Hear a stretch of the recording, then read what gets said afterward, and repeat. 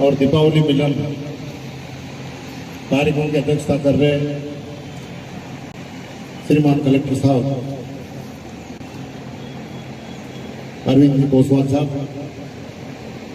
विशिष्ट अतिथि प्रधान साहब पंचायत समिति छोटी निम्बाड़ा भक्तिराम जी, भाई महेश, सरपंच साहब बाबूलाल, गोपाल जी और सभी कृषि विभाग के अधिकारीगण, प्रशासक साथी, सबसे पहले तो होली दीपावली की बहुत बहुत हार्दिक शुभकामना। गोवर्धन पूजन भी कल हो गया और बड़े उत्साह के साथ आपको बधाई कि इस बार इंद्रदेव की मेहरबानी हमारे ऊपर बहुत बढ़िया हुई। कहीं कहीं थोड़ी बेमौसम बरसात से नुकसान जरूर हुआ, लेकिन आगे का रास्ता भी प्रशस्त हो गया और ये फसल भी बहुत बढ़िया आई है और बाजार भी साथ दे रहा, बाजार में भी भाव अच्छा है, इसलिए किसानों को दिन फिरते नजर आ रहा है थोड़ा, इसमें कोई दो राय नहीं है। प्रधान जी को मैंने इनकी पंचायत समिति में एकाधिकार करके बैठे थे, ये मेरे को अपन भी तरह पंचायत समिति में क्या कार्यक्रम रखे हैं, इसलिए इनसे भाषण भी कराना था और इन्होंने भाषण कर दिया और अपना काम भी पूरा कर दिया ताकि इनके ऊपर आरोप प्रत्यारोप नहीं लगे। आज अपन सांस ले रहे तो मोदी जी की वजह से ले रहे थे, सांस ही नहीं ले पाते थे, इसलिए बताइए हम भी आपकी मोदी जी की छत्र छाया में ही सांस ले रहे हैं। हमारी सांस चलती रहे और आप आगे बढ़ते रहे।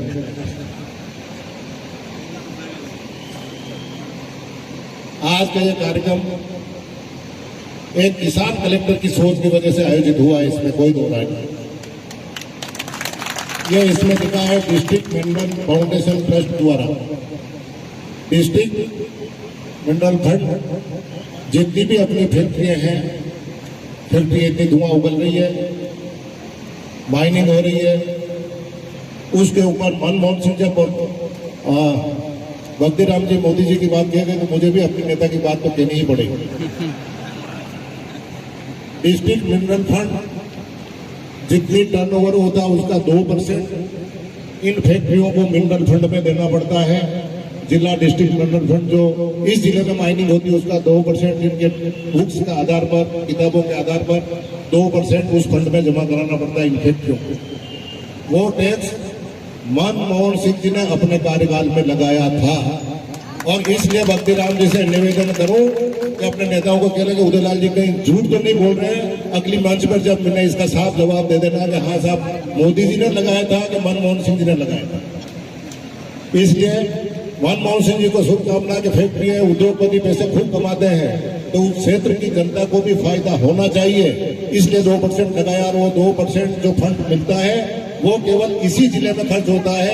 मैं पहले राजसमंद का प्रभारी था, कलेक्टर साहब भी वहाँ जिला कलेक्टर थे, वहाँ 500 करोड़ रुपए से भी ऊपर एक साल के अंदर रुपए आते हैं, वो 500 करोड़ रुपए राजसमंद जिले में ही खर्च होते हैं, किसी सरकार की आवश्यकता नहीं है।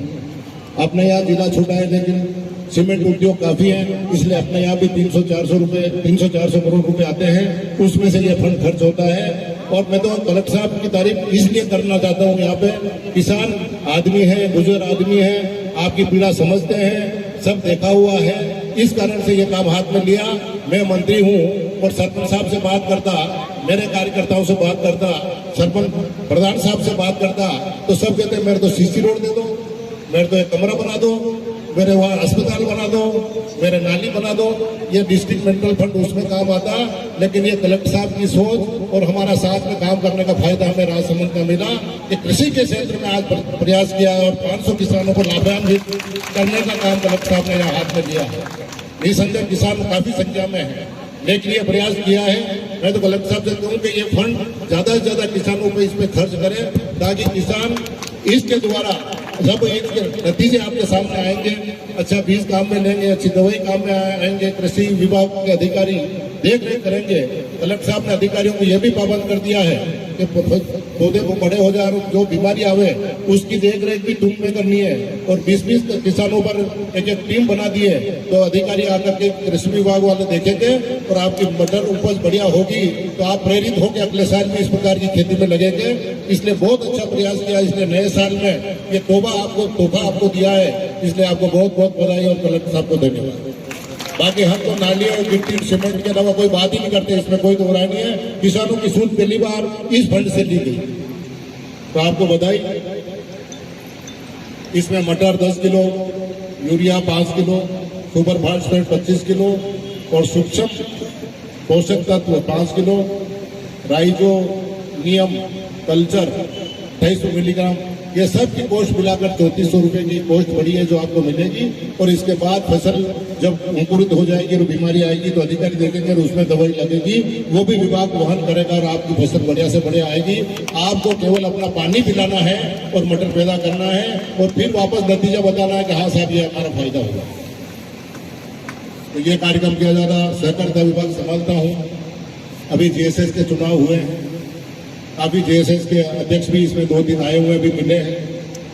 मैं तो आपसे ये इसमें पक्ष विपक्ष कुछ नहीं, हालांकि ये चुनाव जीएसएस के हुए उसमें पहली बार महसूस हुआ कि शायद विधानसभा के और लोकसभा के चुनाव हो रहे हैं वैसे हुए। बाकी जब दूसरे कार्यकाल में चुनाव होते थे लोगों को पता ही नहीं लगता था कि कौन तो अध्यक्ष बनाने, कौन डायरेक्टर बनाने, कौन क्या बना, ऐसा चलता था। लेकिन ये आपकी जागरूकता आई और मैंने नवाचार किया है कि पहले एक आदमी 11 वोट डालता था और उसको वार्ड बनाकर एक आदमी को 1 वोट देने का अधिकार कर दिया, इसलिए वोट की महत्वता बढ़ी है।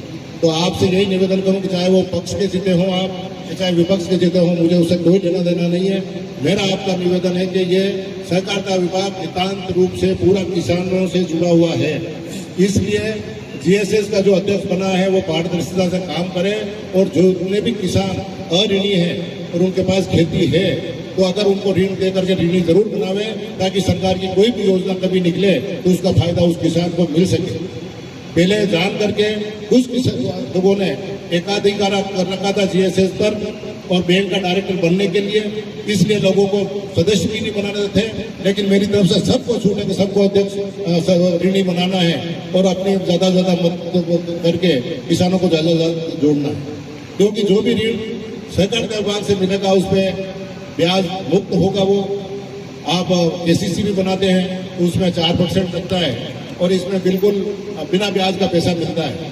अगर 50,000 भी मिलता है तो बाजार में 2 रुपये सेकना का ब्याज चल रहा है, तो 2 रुपये 1,000 रुपये का तो एक परिवार को वो फायदा होता ही है। और आपकी खेती ज्यादा है तो और ज्यादा बढ़ाएंगे, 1.5 लाख 2 लाख रुपए तक भी ऋण देंगे।